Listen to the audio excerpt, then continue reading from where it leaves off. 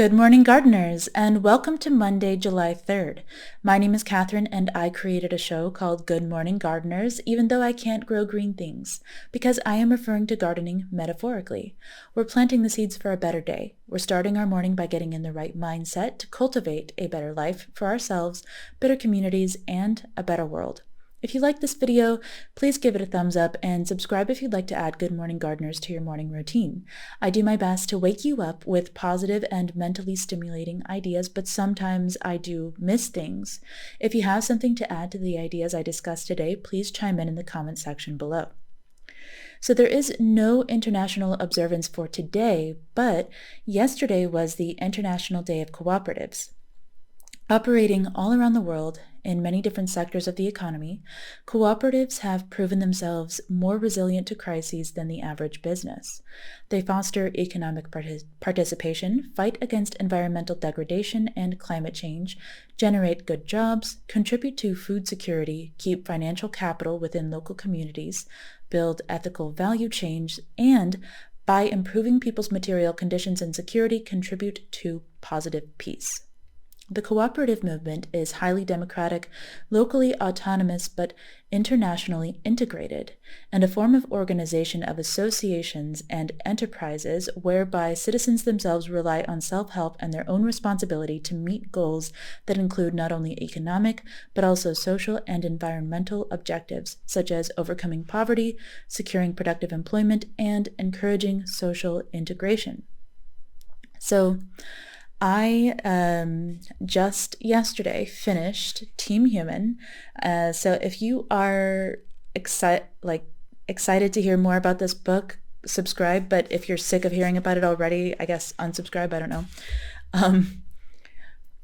But anyway, I'm definitely going to go into this book today because Douglas Rushkoff, the author of Team Human, has some really interesting things to say about economics, including cooperatives. And also, before I move on, there is a website about cooperatives, which is ica.coop, and I will link that in the description of this video if you would like to dig deeper.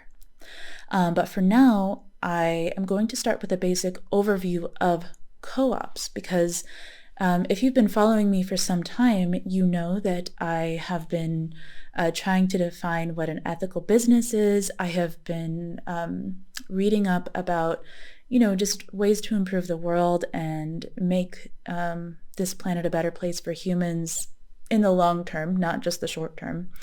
And I'm very interested in all the ideas that a co-op seems to embrace. But for some reason, I know before I prepared for this episode, I knew almost nothing about cooperatives. I definitely had heard of them, but I thought it was mostly just for farmers, and I'm not a farmer, so, and I just never really thought about it. So this episode is going to be all about cooperatives and different forms of doing business within the economy, and I hope that you guys enjoy.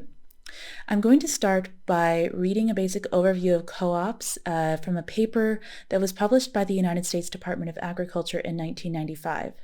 From what I found while researching, co-ops have become more complex since this paper was first published, but I do believe that the same basic ideas still apply. Cooperatives are businesses owned and controlled by the people who use them. Cooperatives differ from other businesses because they are member-owned and operate for the benefit of members rather than to earn profits for investors. Like other businesses, most cooperatives are incorporated under state law. The cooperative business structure can provide insurance, credit, healthcare, housing, telephone, electrical, transportation, childcare, and utility services. Members use cooperatives to buy food, consumer goods, and business and production supplies. Farmers use cooperatives to market and process crops and livestock, purchase supplies and services, and to provide credit for their operations. The differences between cooperatives and other businesses are often expressed as three broad principles that characterize all cooperatives and explain how they operate. They are, number one, the user-owned principle. The member users own and operate the necessary financing. Number 2, the user control principle. The member users control the business. They elect the board of directors and approve changes on its structure and operation. The board sets policy and is responsible for business oversight. Number 3, the user benefit principle. This assures that the cooperative's only purpose is to provide and distribute benefits to members based on their use. Benefits may include a service otherwise not available, advantages from volume purchasing or sales, or distribution of profits based on member use of the cooperative. So, as I said, I previously knew next to nothing about cooperatives, and I'm actually not sure that I've ever even encountered a cooperative business in real life before, or if I have, I just didn't realize it at the time. When I looked up examples of co-ops, I found things like farmers co-ops and community-owned stores in rural areas. But based on some of the other stuff that I read, a co-op, it doesn't actually have to be related to farming, and it doesn't even have to be strictly rural. I even read that co-ops can scale to the size of a corporation and can be international, but I didn't really delve further into that because it was too much to go into for one episode. So if you know of a specific co-op, or if you are a member of a co-op, please comment on this video with the name of the co-op so that I can check it out. And let me know if you guys are interested in this topic, and if so, I might dig deeper into business cooperatives in a future episode. But for now, I am just going to move on to Team Human and read you guys a little of our current economic system. So Douglas Rushkoff writes, "Capitalism as it's currently being executed is the enemy of commerce, extracting value from marketplaces and delivering it to remote shareholders. The very purpose of the capitalist operating system is to prevent widespread prosperity. What we now think of as capitalism was born in the late Middle Ages, in the midst of a period of organic economic growth. Soldiers had just returned from the Crusades, having opened up new trade routes and bringing back innovations from foreign lands. One of them, the Moorish bazaar, was the concept of market money. Until this point, European markets operated mostly through barter, the direct exchange of goods. Gold coins, like the florin, were just too scarce and valuable to be spent on bread. Anyone who had gold, and most peasants did not, hoarded it. Market money let regular people sell their goods to one another. It was often issued in the morning, like chips at the beginning of a poker game, then cashed in at the close of trading. Each unit of currency might represent a loaf of bread or a head of lettuce, and would be used as credit by the seller of those items as a way of priming the pump for the day's trade. So the baker could go out early and buy the things he needed, using coupons good for a loaf of bread. Those coupons would slowly make their way back to the baker, who would exchange them for loaves of bread. The Moors also invented grain receipts. A farmer could bring 100 pounds of grain to the grain store and leave with a receipt. It would be perforated into 10-pound increments so that the farmer could tear off a portion and spend it to buy what he needed. The interesting thing about this form of money is that it lost value over time. The grain store had to be paid, and some grain was lost to spoilage, so the money itself was biased toward spending. Who would hold on to money that was going to be worth less next month? This was an economy geared for the velocity of money, not the hoarding of capital. It distributed wealth so that many former peasants rose to become the new merchant middle class. They worked for themselves, fewer days per week, with greater profits, and in better health than Europeans had ever enjoyed or would enjoy again for many centuries. The aristocracy disliked this egalitarian development. As the peasants became self-sufficient, feudal lords lost their ability to extract value from them. These wealthy families hadn't created value in centuries, so they needed to change the rules of business to stem the rising tide of wealth as well as their own decline. They came up with two main innovations. The first, the chartered monopoly, made it illegal for anyone to do business in a sector without an official charter from the king.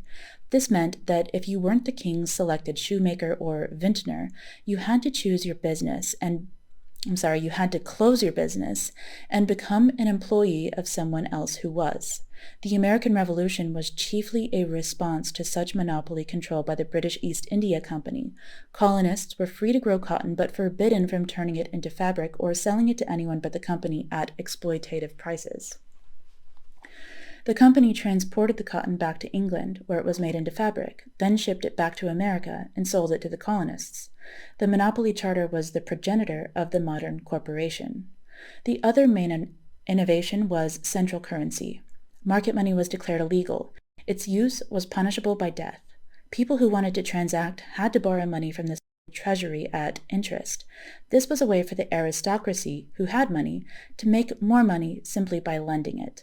Money, which had been a utility to promote the exchange of goods, became instead a way of extracting value from commerce. The local markets collapsed. The large chartered monopolies. Of course, if companies had to pay back more money than they borrowed, then they had to get the additional funds somewhere. This meant that the economy had to grow. So the chartered corporations set out to conquer new lands, exploit their resources, and enslave their peoples. That growth mandate remains with us today. Corporations must grow in order to pay back their investors. The companies themselves are just the conduits through which the operating system of central currency can execute its extraction routines. With each new round of growth, more money and value is delivered up from the real world of people and resources to those who have the monopoly on capital. That's why it's called capitalism. So clearly, that was a pretty harsh critique of capitalism. But one of the things that I love about Team Human is that it doesn't advocate for remaking the world. Douglas Rushkoff doesn't want us to tear down our current systems and rebuild them the right way. In fact, he demonstrates that this tendency causes more harm than good. Instead, he proposes that we work with the current systems in order to steer them toward a path that is more beneficial for all humans. For example, cooperatives already exist in our current capitalist system. So to me, it seems that Douglas Rushkoff is simply advocating for more cooperatives and fewer businesses trying to take off so they can sell their company for millions of dollars. For our feel-good moment today, I'm going to go back into Team Human and hopefully settle all of this stuff with you for now. Like I said, I am willing to delve into cooperatives again in a future episode. Just let me know if you like this conversation. But for now, we are going to hopefully reach some sort of at least emotional resolution this morning. So Douglas Rushkoff writes, "The economy needn't be a war. It can be a commons. To get there, we must retrieve our innate goodwill. The commons is a conscious implementation of reciprocal altruism. Reciprocal altruists, whether human or ape, reward those who cooperate with others and punish those who defect. A commons works the same way. A resource, such as a lake or a field or a monetary system, is understood as a shared asset. The pastures of medieval England were treated as a commons. It wasn't a free-for-all, but a carefully negotiated and enforced system. People brought their flocks to graze in mutually agreed-upon schedules. Violation of the rules was punished, either with penalties or exclusion. The commons is not a winner-takes-all economy, but an all-take-the-winnings economy. Shared ownership encourages shared responsibility, which in turn engenders a longer-term perspective on business practices. Nothing can be externalized to some other player because everyone is part of the same trust, drinking from the same well. Advocates of the commons seek to optimize the economy for human beings rather than the other way around. Bigger isn't necessarily better. Things in nature grow to a certain point and then stop. They become full-grown adults, forests, or coral reefs.